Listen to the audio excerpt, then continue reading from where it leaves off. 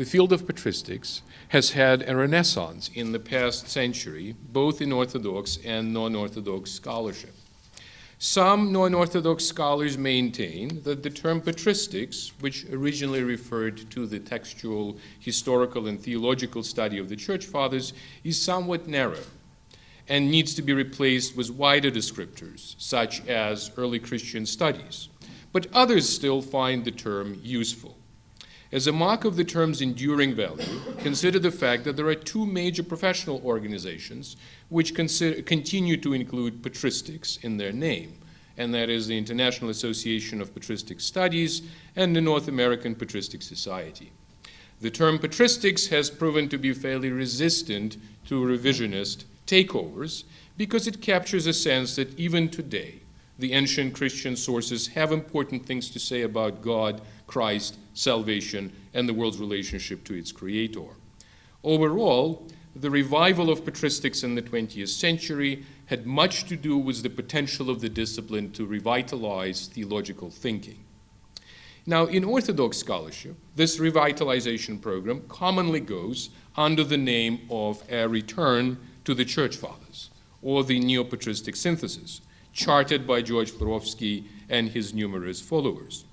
For Florovsky, neo-patristics involved a hermeneutical procedure called the acquisition of patristic mind, and more importantly, the emancipation of Orthodox theology from its Western influences.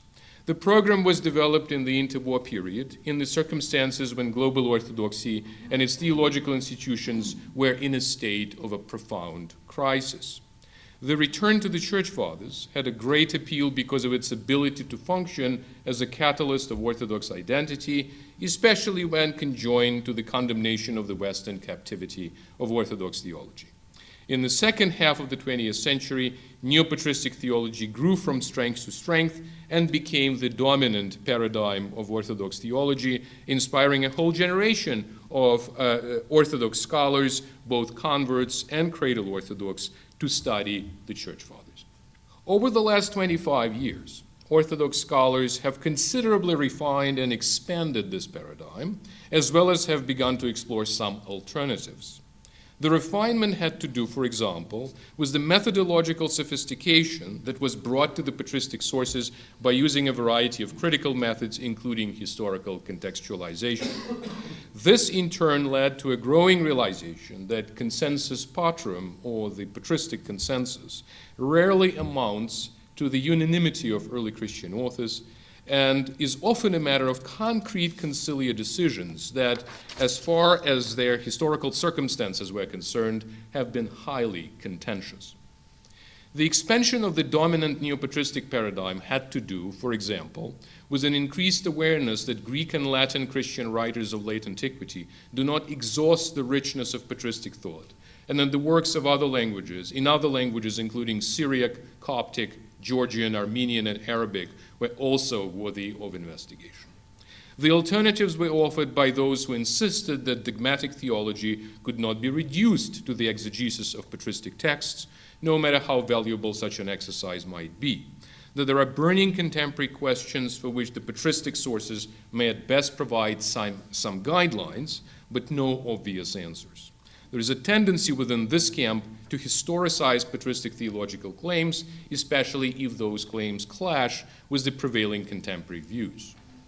The Iota Patristics group believes that our historical moment offers several opportunities to reinvigorate patristic studies and Orthodox theology more broadly. First, it is an opportunity to rediscover patristic insights without the apologetic requirement of straitjacketing these insights into an artificial unanimity. As an example of such a rediscovery, a thematic session at the inaugural conference will be dedicated to the Eastern patristic accounts of the experiential apprehension of God or spiritual perception. While these accounts have important implications for theological anthropology and religious epistemology, they do not yield a consensus view on a coherent doctrine of the spiritual senses. Such a doctrine remains the task of philosophers and theologians. Second, it is an opportunity to explore the neglected riches of tradition that have developed side by side with that of the Greek and Latin church fathers. To explore this opportunity, our group has included the relevant topic into the call for papers for the 2019 inaugural conference. Third, while some earlier versions of the neo-patristic paradigm tended to stifle the interest of Orthodox scholars in contemporary methods of biblical exegesis and philosophical theological hermeneutics, we believe that the creative engagement and fusion of both ancient and contemporary approaches to Scripture is a field white unto harvest. In this regard, our group welcomes an initiative of the Biblical Studies Group to offer a call for papers that deals with the paradigms in biblical studies, including both ancient and contemporary, especially historical, critical, exegetical methods. Fourth, since patristic theology is a special case of historical theology, the work of our group offers an opportunity to increase the historical awareness of such typically less historically engaged fields as dogmatic theology and philosophy of religion. In turn, the analytic tools of dogmatic theology and the philosophy of religion may help those engaged in the study of patristic sources to uncover the riches that have been hidden from less philosophically trained eye. Finally, the field of patristics could be creatively interwoven with the work of most other groups of IOTA, including Byzantine studies, Christianity in the Middle East, religion and science, ecumenical dialogue, liturgical studies, political theology, church arts, and so on. We believe that such cross-fertilization will benefit all sides and could return rich dividends in the years to come. We hope that such a perichoresis, or intermingling of different domains of the Orthodox Republic of Letters with patristics, could become inspirational for the collaboration of other IOTA groups. Now, the study of patristics keeps the Church and its theologians firmly anchored in tradition. When such a study is undertaken skillfully and faithfully, it holds the potential of freeing Orthodox theology from the distortions of narrow traditionalism and the temptations of superficial revisionism. Thank you very much.